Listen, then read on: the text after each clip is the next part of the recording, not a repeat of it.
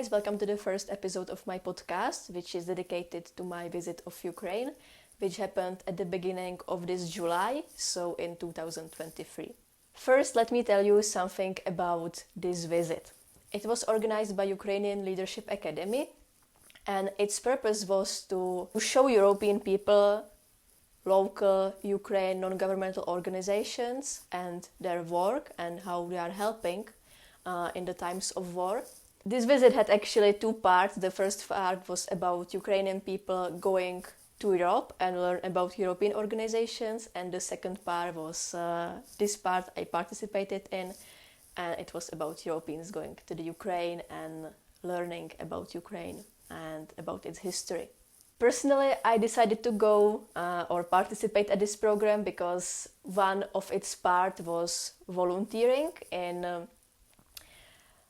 in villages and towns which were distracted by war and Russians. And since the war began, I really wanted to help on place somehow and help to rebuild war-damaged buildings, because since the beginning of the war I saw how many buildings is being destroyed, and I really regretted it, and I really wanted to help personally with that.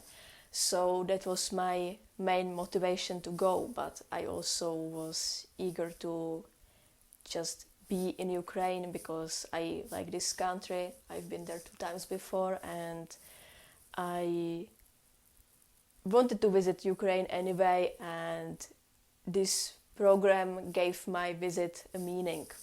At the beginning, I would like to tell something about traveling to Ukraine nowadays. How does it look like? Because it's obviously affected by the war. The first very important thing is there are no flights going in or out of the Ukraine, so that means the only way of getting there is either by car, by bus or by train. Also, another note, Ukrainian guys are restricted to leave the country. If they don't have some special documents or permissions, they can't leave, so I want you to just know that.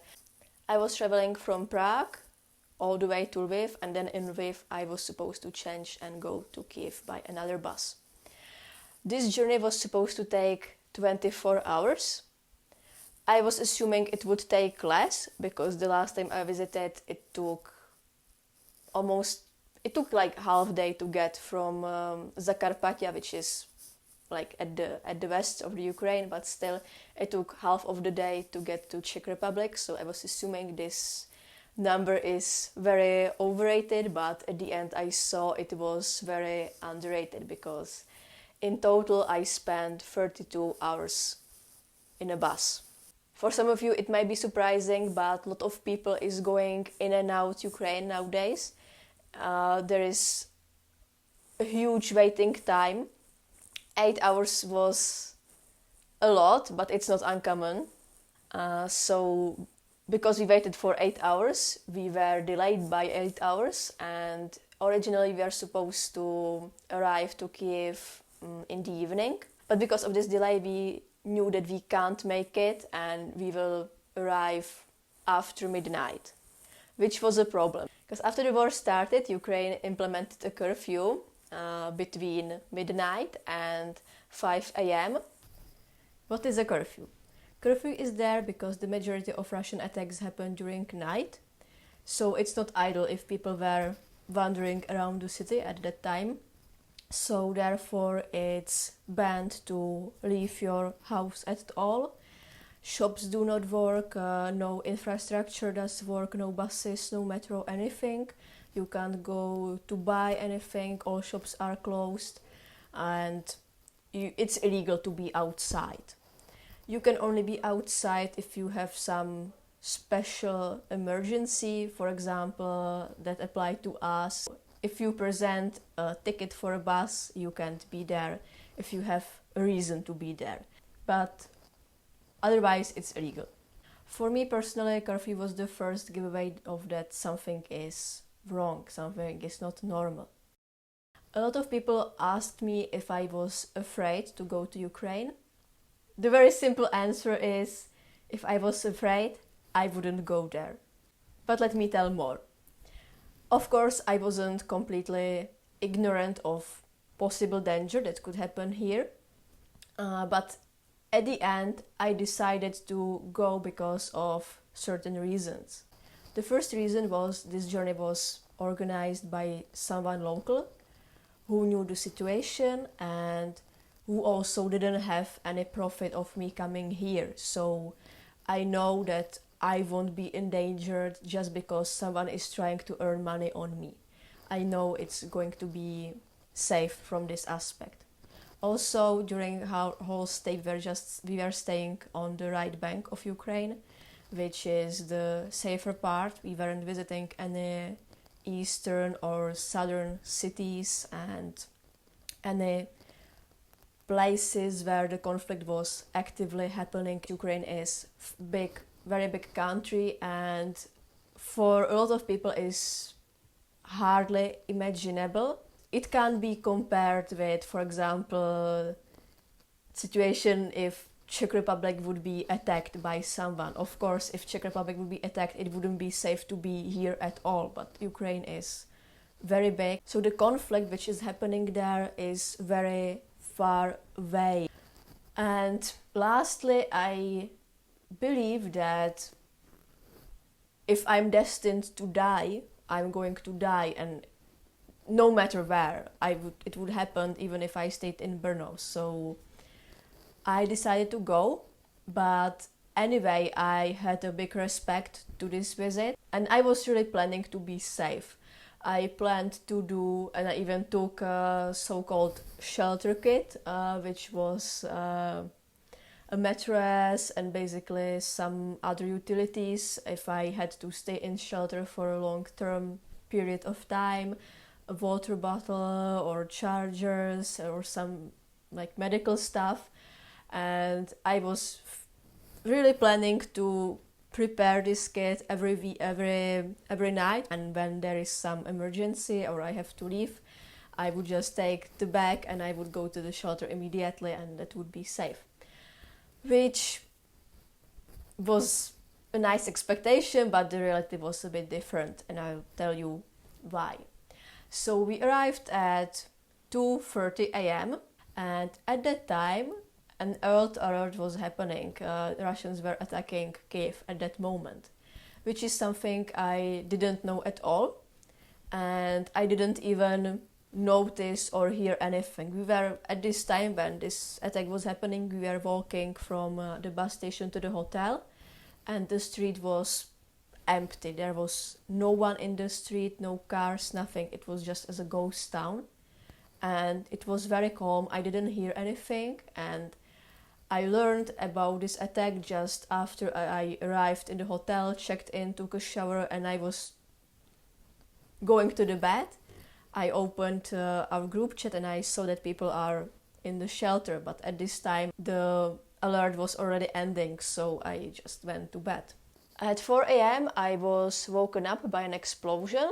It seemed to be near, and I knew this is not some random sound. When you are in a country which is in war, you know what is it. I know it may seem weird, but I wasn't that scared as I was thinking I might be when this happens, because you are very tired at this time. I just slept for 2 hours. I was in a hotel. I didn't even know where is the shelter. When I checked in, I didn't ask about this information. I just was so tired. I just wanted to go to bed. I didn't have my kit prepared, and I knew even if I tried to go somewhere, I wouldn't be able to find any shelter, and that the situation would end up like me running through the hallways at the hotel and then for 30 minutes and then going back to sleep. So I know that there is no solution for me and that I should probably go to sleep. I was also a little bit counting on the fact that we were staying in the hotel,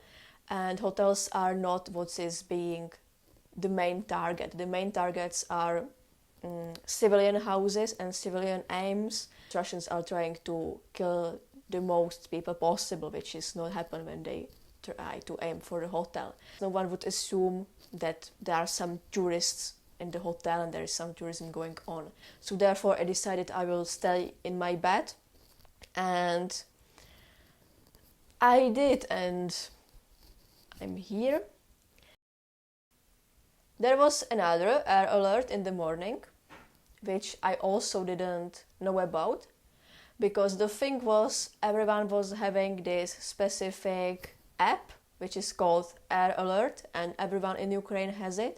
And this app, just every time there is an alert, there is like a sound warning, and it tells you go to the shelter, and it's like very loud, everyone can hear it. So everyone got this app, but I arrived in the night, so I didn't know this app existed. I didn't again know where is the shelter, and my roommate had very similar situation. So in the morning, even though we were both woken up and we saw that people are going to the shelter, I was still thinking. It was like 6:30 a.m. We had breakfast in 30 minutes, and I was still thinking that the only thing which would happen at this moment would be us running through hotel hallways and not getting anywhere. So we decided to not panic and to go to the hotel reception and to ask the lady where is the shelter. And she told us that our hotel doesn't have a specific shelter, but there is, and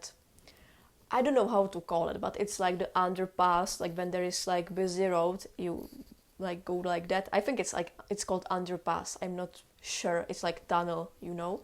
So that was the shelter, or also she told there is a matter of few meters away. And she also told us, yes, you can go to shelter, but if I were you, I would stay in the hotel and just do the breakfast, because you never know when the rocket starts falling. So we decided to do as the lady said, because she obviously is local, so she has more information than us.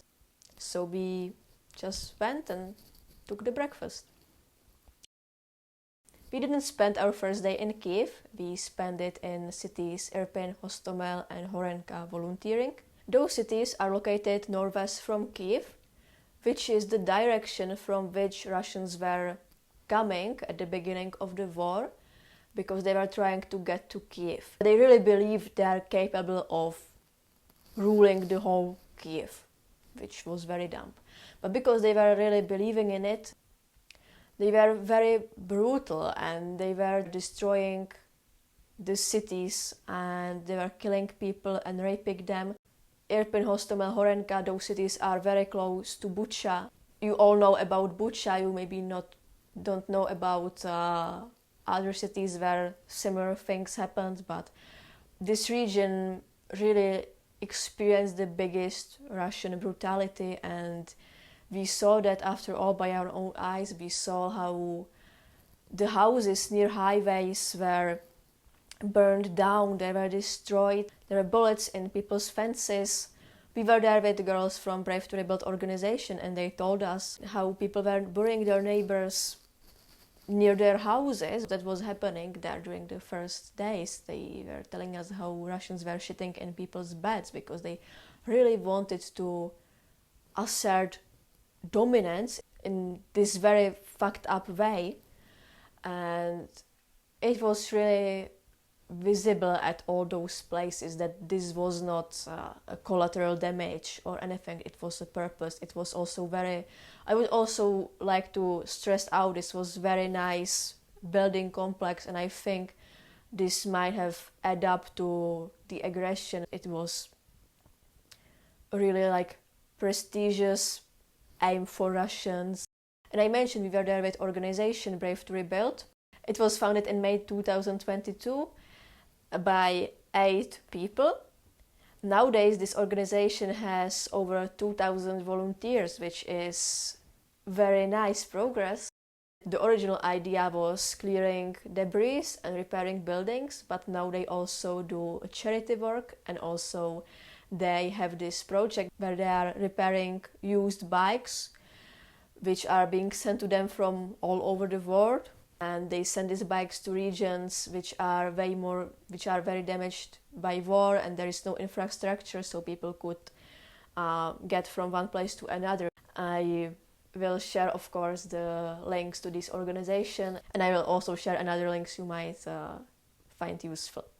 As I mentioned, our aim here was also volunteering and helping by our own hands, not just seeing it. The group I was in was working in Horenka on a formal 3-generational family house, and it was a really nice house. It took 20 years to build, and now it was basically all destroyed and it had to be cleared out because the Russian rocket did such a damage that it's not repairable because there was a huge heat. They can't just repair it, they have to like put it down. I would like to talk about this experience in the form of expectations versus reality, because the reality was very surprising for me and I wasn't expecting it at all. I expected we won't even get to meet owners of these houses. And I also expected that even if we meet them, they are not going to be happy about us being here. I was really worried about all this visit, how in general, not only the volunteering experience, but the general experience, I was really worried how Ukrainian people are going to perceive us, and if they are not going to think that we are just some war tourists or that we just went there to take pictures of them suffering. I was really worried that they might not be happy to see us there at all. When we arrived to Irpin, I had a camera on my neck, but I was feeling a bit weird about that. I of course wanted to do some journalism work there, but at the same time I was feeling it might not be sensitive. At the first I wasn't even taking the pictures because I was feeling really bad about taking pictures of damaged houses. Therefore I was very surprised when the girls told us, take pictures whatever you want, also ask people about their experiences, they are going to tell you, and don't pity them. They don't want your pity. And I really wasn't expecting that. It makes sense because war is already going on for 1 year, so media are starting to lose attention and Ukrainians don't want to be forgotten. They want the world to know, so they are extremely grateful for every opportunity when you share what is their reality now. And because of the same reason, because the war is going on for too long, people are being tired of being sad and being pitied by everyone.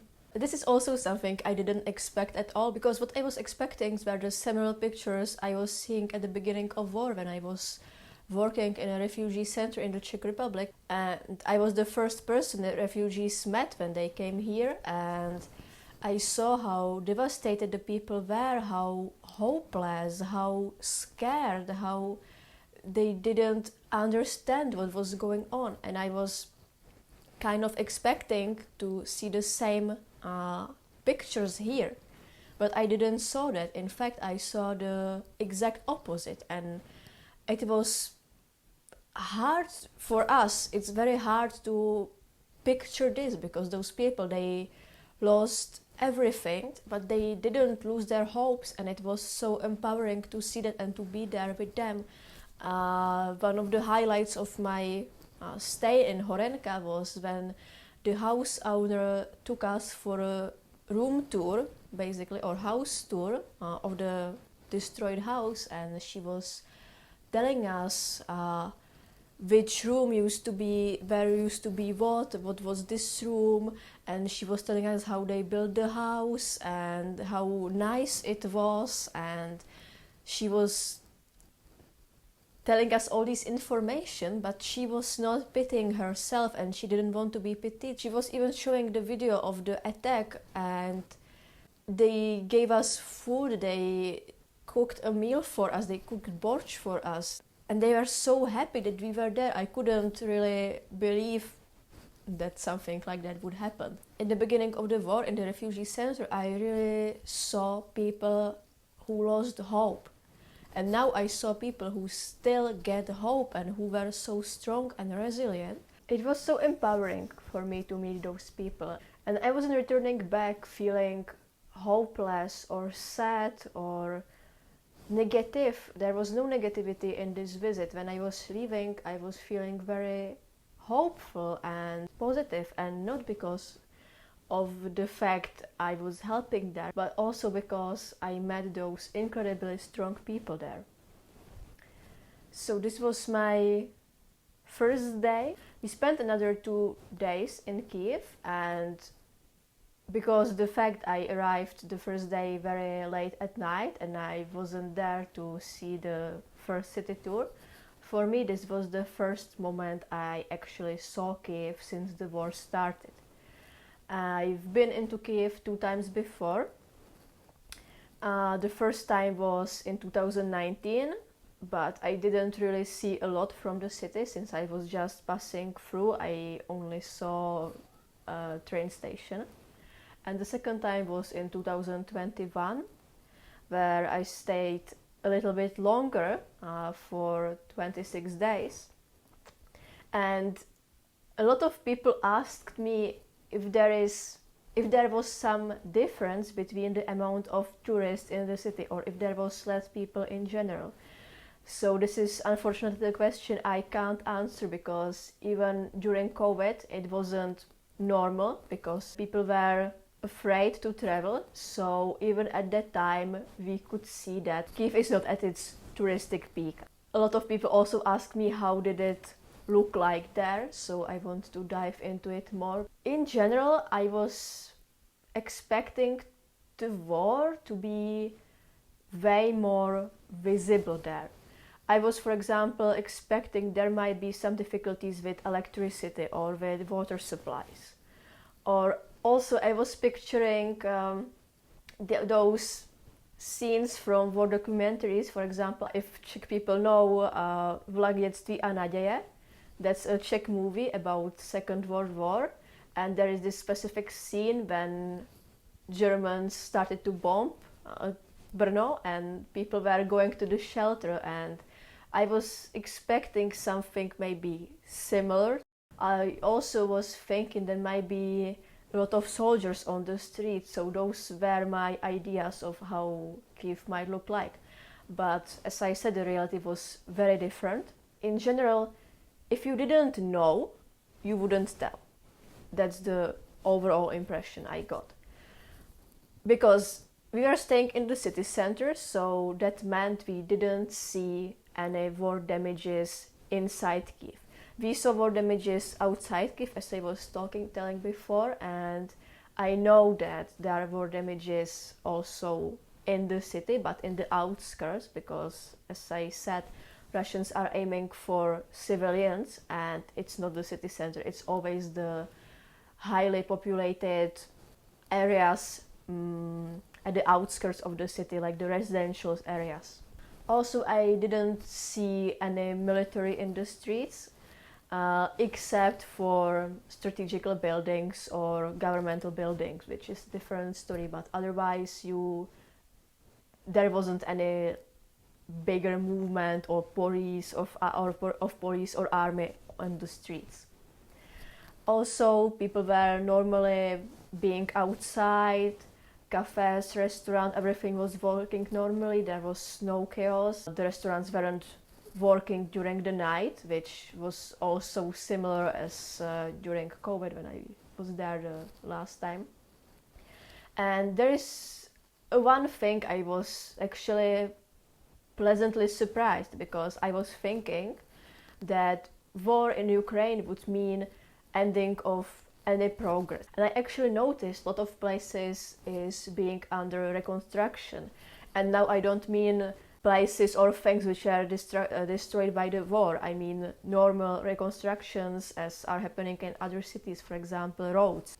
I was really happy that I can still see progress and normal life even though there is a war. There were only few things which were giving away that something is going on.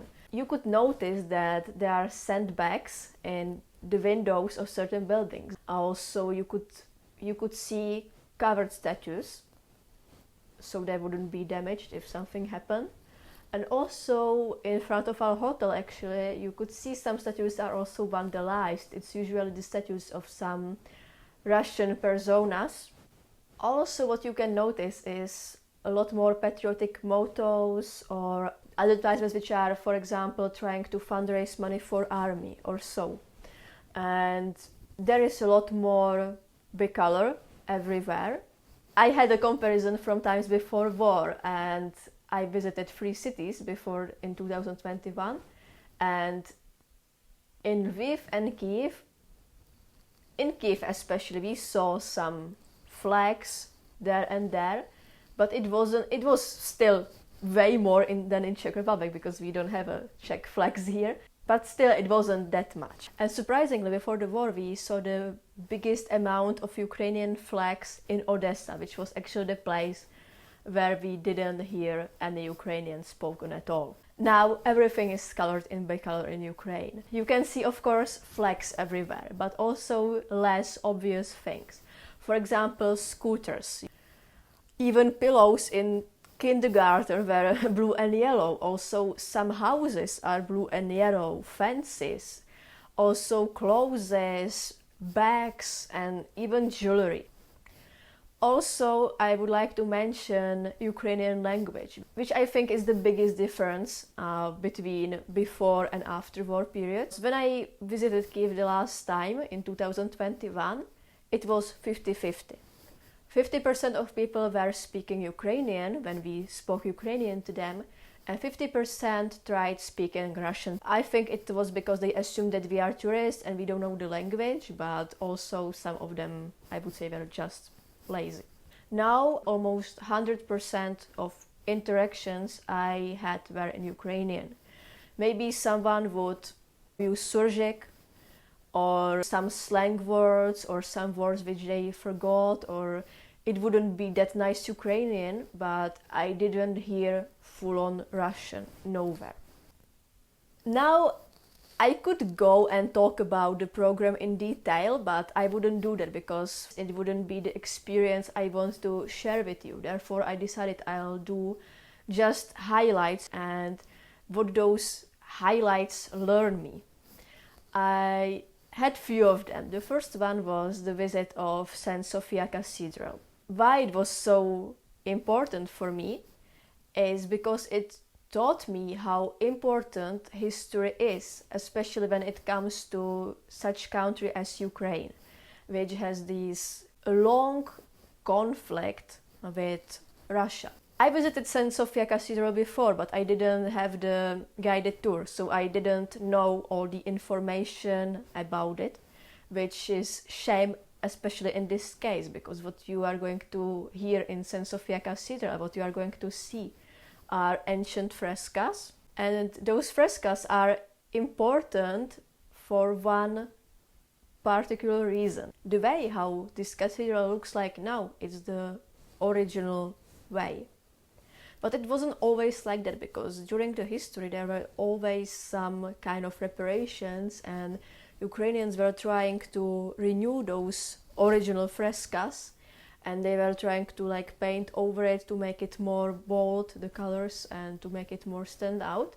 During the Soviet Union, those reparations Ukrainians did were taken back, and one would be surprised that Soviets wanted to return back historical look of this cathedral. But the reason behind that was those reparations were done during the period which is called Mazepa's Baroque. So for Soviets, returning those frescoes into the original form meant getting rid of Ukrainian art. And during my visit I saw these small moments I wasn't aware before, but the details are very important because it's pointing out on the aspirations Russia always had, and it's pointing out on its approach towards the Ukraine. My second highlight is commented tour of Maidan with Deputy Minister of Education and Science Mikhailo Vinitsky. He's also the author of a book Ukraine's Maidan, Russia's War. He also worked as journalist, And during the time where Revolution of Dignity happened, he was there and he was seeing everything by his own eyes. It was very impressive. I have to tell, Maidan is very impressive just itself because it's this huge space. You know the history. When you know the history, it's like even more impressive. You can see the memorials of people who died there during the revolution. And now imagine you have someone who was there when it was happening and who can tell you where he was standing and where was the police standing and how was this all happening, and who tells you how he saw someone being killed there, how he saw children and students running uphill like to the cathedral. I would like to share this experience with you, but it's not possible because you also need to know how the city looks like, so you would be able to imagine and listen to this story from this man's own world.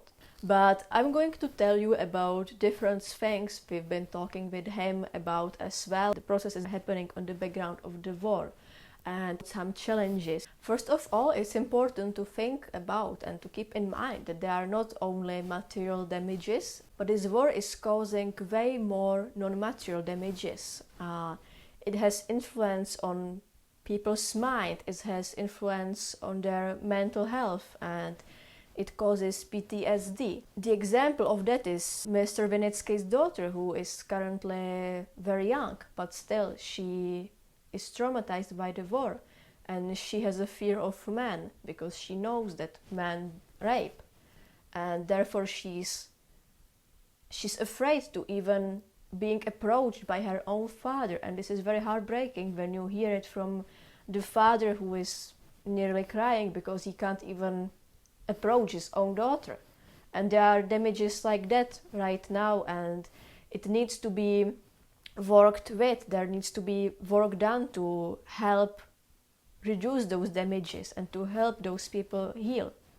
There is also going to be this big problem with education, because right now in eastern parts of Ukraine and those occupied territories of Ukraine, the Russian propaganda is being taught in schools. So after the war, there is going to be this huge challenge where you have to send many teachers there to help with erasing Russia's propaganda. And there's also going to be problems with identity, especially nowadays with European identity, because Ukrainians are very rational towards European Union. Their leaders know their own people and they are not delusional. They know that they need to inform people about European Union, and this is what I like, because it's very different from the Czech approach to the European Union, which was very naive. And it shows nowadays when the people here in Czech Republic don't feel the European identity as much. And now it was nice to see in Ukraine that they know this is going to be problematic, and they are trying to inform people. You can actually see this huge informational campaign near Maidan, which is very nice, and I think it should be appreciated. This is something I like about Ukraine. I like that they are true to themselves and they are not afraid to admit to themselves and to others that there are some weak points which need some work. This is actually how some progress can happen. You can't always be falsely positive about everything. The fact that Mr. Vinitsky admitted there are some weaker points which need some work in Ukrainians' policy, it showed and proved for me how determined Ukraine is and how resilient it is. And I was more persuaded than if he was telling how everything is fine, how everything is great, and how there was no mistakes. I would like to also point out one thing. When Mr. Vinitsky was talking about the war, and also other people, not only him, he never said, if we won the war, we would. He was saying, when we win, we will. And I feel like this mindset is crucial to be successful in every aspect, not only in winning war. Meeting Mr. Vinitsky filled me with very positive energy, and I got the same energy in Serhiy Pritual Charity Foundation as well. This foundation is raising money to help army and also civilians. This fact itself might seem sad for us. It might seem sad that money need to be raised for those purposes, that they are not there. And from European point of view, it might also seem hard to fathom how they could show us all these drones, binoculars, and how they were inviting us to take pictures of that, because you would think that this is a top secret stuff. But for Ukrainians, everyone who brings something into this foundation, even small children who are just donating some pictures or their pocket money, is a living proof of how strong Ukraine is. They want to show this to the whole world. That's why they were so eagerly showing us everything and letting us take pictures of everything. For them, it's something they are very proud of. Another highlight I would like to mention was visiting of Crimean platform, where we talked with Tamila Tasheva about challenges war brought to Crimea. I would like to mention this moment because Crimea is a very specific region, and many of you maybe don't know that there are very specific inhabitants who are Crimean Tatars. I just want to stress out, they are not Russians. It's a minority living in Ukraine who are Muslims. This adds up to challenges I already mentioned when I was talking about commented tour on Maidan, because Crimean Tatar identity needs to be figured out. It needs to be more acknowledged, even as Mrs. Tasheva admitted. There needs to be more work done on connecting those two identities, Ukrainian and Tatar identity. At this opportunity, I also asked about the question I had, and I think some of you might have this question as well, because as you know, Crimea is similar as other eastern regions of Ukraine, place where there is certain amounts of Russians living there. And I was very curious what are the plans with this Russian community after the war, because obviously it's not very realistic that Ukrainians and Crimean Tatars would like to live together by Russians. It's very understandable. So in case you also have this same question, I am going to tell you what is the plan. Right now, Russians living in Crimea are advised to leave, because after the war will end, they are going to be expelled from the country. They are going to be viewed as if you are staying illegally in some country. Also, there are some people, I mean now Ukrainians and Crimean Tatars, who are behaving pro-Russian. Those people have both passports, Russian and Ukrainian. That's the sign. My question was, what is going to be the procedure? So there is going to be investigation, because they might be traitors. But some of those people don't have any choice. They were forced to have both passports. So there's going to be investigation. So that was for those of you who were interested in this. The last highlight I would like to mention from Kyiv was quite surprisingly souvenir shopping. We didn't have many time for that, but I still was able to go to Usefull, which is very good place if you want to go to souvenir shopping. It's my favorite. I'm glad I went, and not because I bought the marks with Russian warship and Kyiv camera, but also because I was able to have one-on-one conversations with people who were selling souvenirs there. Most part of these souvenirs were handmade products. It was very visible that since the war started, only people for them souvenir selling is serious business stayed there. So also the products were much more meaningful than in other countries where people are just selling some useless things. I bought some handmade jewelry and I had opportunity to talk with people. It was so heartwarming. They were all so nice. They were very surprised when they hear someone speaking Ukrainian. They were so happy about that. They were asking us why we are there, if we were scared to come there, and I was saying no, that we are glad that we could visit them. There was one thing happening all the time as those people were thanking us. And I would like to stress out, in this situation, we are not the ones to be thanked to for coming to Ukraine. For example, one of the person who thanked us was a lady whose husband was fighting in a war. And we should thank to people like her husband who are helping to protect Ukraine and also possibly other European countries. So that was what I wanted to point out, because this happened a lot during our stay there, that people were thanking us. And for us it was just, we chose to came there. We spent there 1 week and then we went back home to our safe countries. But people in Ukraine don't have this possibility, and they also are fighting and they are keeping Europe safe. So we should be the one thanking you, and we are thanking you. So that was Kyiv, and the Kyiv was not the only destination we visited. We visited 2 more cities, Loutsk and Lviv. When we were leaving Kyiv, we had this group reflection where we were asked to talk about our expectations we have for these 2 cities. At this point, I thought I can't be surprised. I was thinking my stay in Ukraine already peaked in Kyiv by volunteering, for example. And that it's hard to beat experience like that by something I would see in Loutsk or Lviv.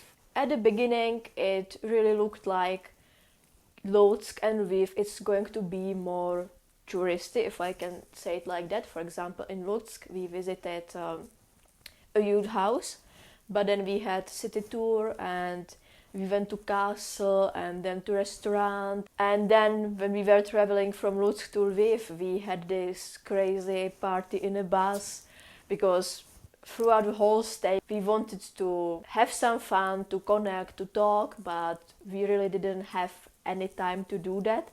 And in the evening, because of the curfew, we couldn't go to restaurant or to bar or somewhere. So we really used this opportunity of long bus journey to do a crazy party. It was one of the craziest parties I've been to. And fun fact, the majority of my craziest party experience are from Ukraine. When we arrived to Lviv, we were all tipsy. We arrived to this very nice hotel, and then the party continued also in the hotel. We had this nice big room with big balconies, and it was a really nice experience. We talked a lot, we had interesting conversations with people. It wasn't only about drinking. As much as I didn't want to leave, I knew that I had to be fresh in the morning, because every day was very challenging. We were walking a lot, so I was always very tired. So I decided I'm going to go to bed around maybe 1 a.m. and probably around 1:30 a.m. I was lying in a bed, being on my phone, and then it happened. I was almost falling asleep, but suddenly air alarm woke me up. At this moment, I already downloaded the application, the AirRide application, and therefore it went off. But I realized, because this app is based on your location, there is no air alert in Lviv, but it's in Kyiv.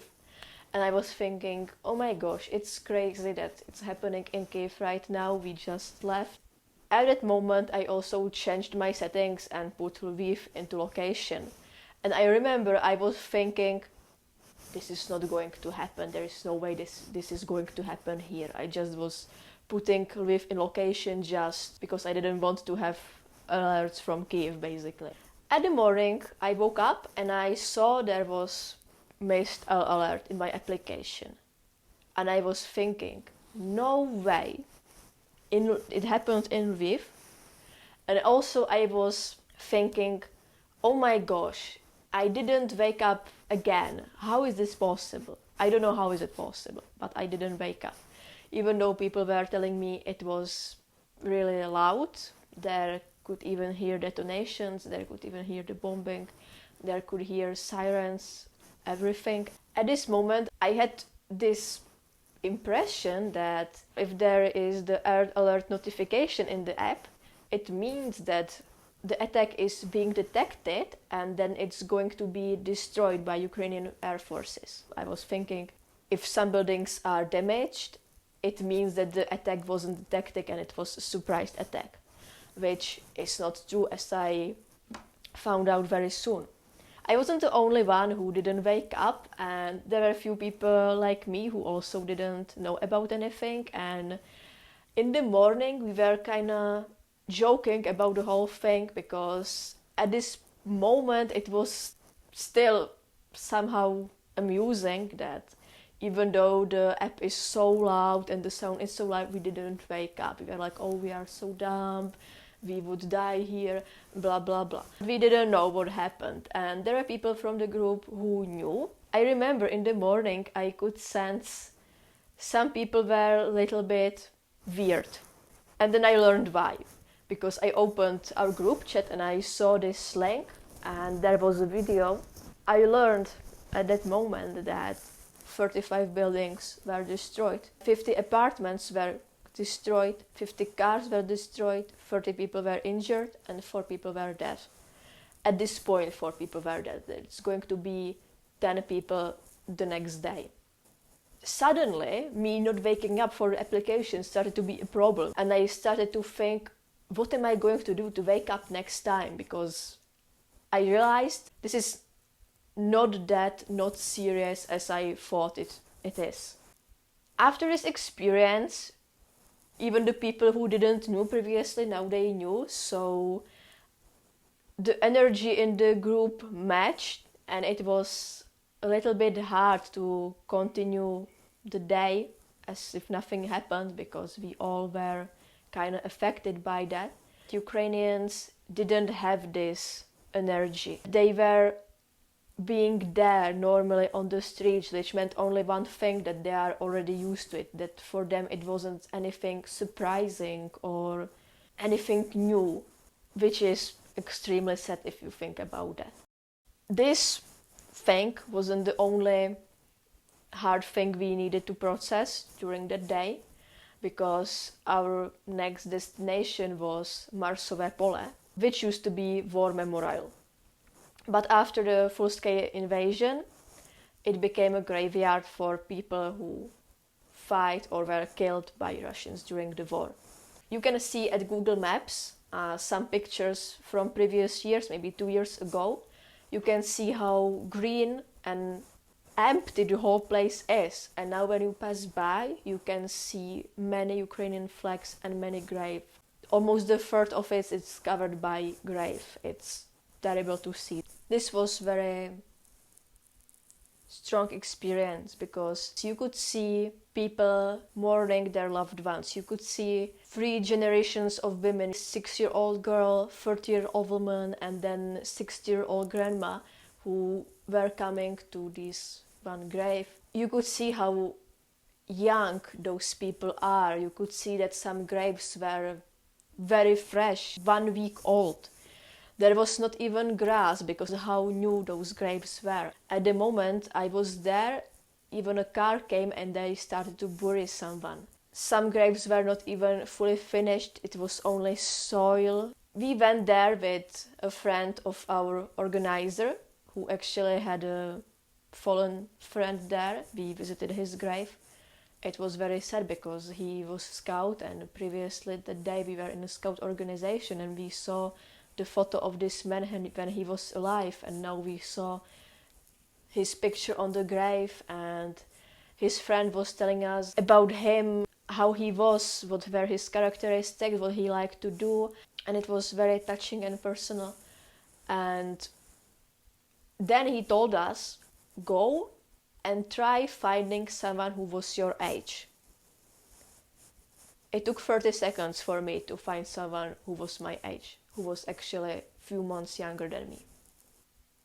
Seeing this graveyard was one of the saddest things I saw in Ukraine. Little did I know that in few minutes I'm going to see another saddest thing, which was St. Panteleimons Hospital, which specialized in helping people who got some kind of amputation, help people to get bionic arms and legs and prosthetics, and it's very modern. I haven't seen such a nice hospital in the Czech Republic, for instance. And even though it gives hope because it helps people to return to normal life. For me, it was very hard to see, and I'll explain why. I have never seen that many people without legs or without hands. It was so surreal because we came there by the bus, and the first one I saw was a young couple, like 20 years old. They were sitting on the bench, and the guy, he didn't have a leg. And there was a lot of guys like this throughout our whole journey throughout the hospital. And for me, even though I know those people still have hopes and they are trying, they are trying to get back, and for them, they are glad that they survived. For me, it's hard to see because my worst nightmare is losing leg or arm, because my hands are most important for me. I do art with them, I take pictures, I write, and I can't imagine that I would lose all of this. And it makes me so sad that people lived through it and they have to live with those kind of injuries. It's very hard for me to see that. And even though I'm a very tough person and I'm not easily disturbed by anything, at that moment I was, and during that day I was, because these three things basically happened, and I sensed that I started to not feel okay, and I started to sense that I need some reflection, that I need to talk about that with someone, which was the first time for the whole visit I get this feeling. We always did group reflections, but at this time I really felt I needed the group reflection. And it was very hard because there were other things on agenda. We were supposed to visit Ukrainian Catholic University, which was also a few meters away from the place where the attack happened. So we saw some damages, and people were telling us how they saw destroyed cars or broken window. We also, on our way back to the city center, we were driving through this part of city which was affected because the attack happened only on one building. But even though we were very far away from that place, from the epicenter, there are still consequences. You can see buildings with no windows. You could see how the curtains were waving like in the wind because there was no glass. You could see people confusedly wandering around the streets, standing there trying to move some things to save some belongings from the apartments. And it was so huge, the damage, even though only one building was hit. The consequences were way bigger. At this moment, because of all of this, I started to feel maybe not that safe in Ukraine. I partly lost my courage. I was thinking Kyiv is so far away that nothing can happen there, and now it happened. This is actually Russia's strategy. They sometimes pretend that they are trying to attack Kyiv, but then in the last moment they changed the direction and they attacked some not that obvious aim, which creates the most damages because Ukrainians are not prepared for that. What helped me a little bit to decompress was Flower Crown's workshop, and I think it helped decompress to all our group because since the morning you could sense the energy was very weird because it was very hard day, very demanding day emotionally. And this Flower Crown workshops really helped us because you could do this manual activity and there was some fun around. But also there was this older guy who maybe saw how weird we were, so he told us, and I don't remember the exact words, but basically he told us that even though this happened and even though these bad things and evil things happened, we need to keep our positiveness even through such situations. You have to keep your cool and don't give way to bad feelings or bad emotions. That was the message. And I really didn't want to leave Ukraine feeling scared or negative. And what helped me into accomplishing it were Ukrainians, by how they were behaving normally and calmly. They were still being in the streets, they were still having fun, they were in bars, restaurants. They helped me to regain my courage, which I lost for a moment. they made me sure that it's going to be okay, that everything is going to be okay. And I'm so glad that I was leaving hopeful, and I know that I was leaving hopeful just because of Ukrainian people, even no-name, anonymous Ukrainian people I met on the streets, because they gave me this sense of safety again. I don't want to end this podcast on a heavy note, but I really don't know how to ease that out right now, because this is what happened during the last day. It was like that. My stay in Lviv wasn't very touristy after all. It was the most difficult part, I would say, emotionally most difficult part. I'm happy that I could be there, that I could visit Ukraine. I would be, of course, way more happy if there was no need to visit Ukraine like that. And I want to tell that I really saw during those few days how brave, strong and resilient Ukrainians are, and how amazing that is, and how amazing of a contribution it's going to be in European Union once you are accepted. So that was it, guys. I hope I managed to answer all the questions you gave me. I hope you like it, and I hope you learned something, and I'll be looking forward doing another podcast, which is probably going to be with someone. I now maybe tell you why am I starting podcast. Basically, I realized during my life I met a lot of interesting people, especially lately when I'm traveling somewhere or when I'm just meeting some foreign people in the Czech Republic, and when I'm connecting with people. There is a lot of people who are very interesting, who have something to tell, and I want to give them some platform to do that. I hope you will like it. Probably this is the last video I'm doing. I'm not planning to continue with doing videos. I want my podcast to be basically long podcast on Spotify. You can listen while cooking, cleaning or whatever. That's the idea. So this is the last video you are getting from me. I hope you like it anyway, and the next time you'll hear me by another podcast. So take care and bye.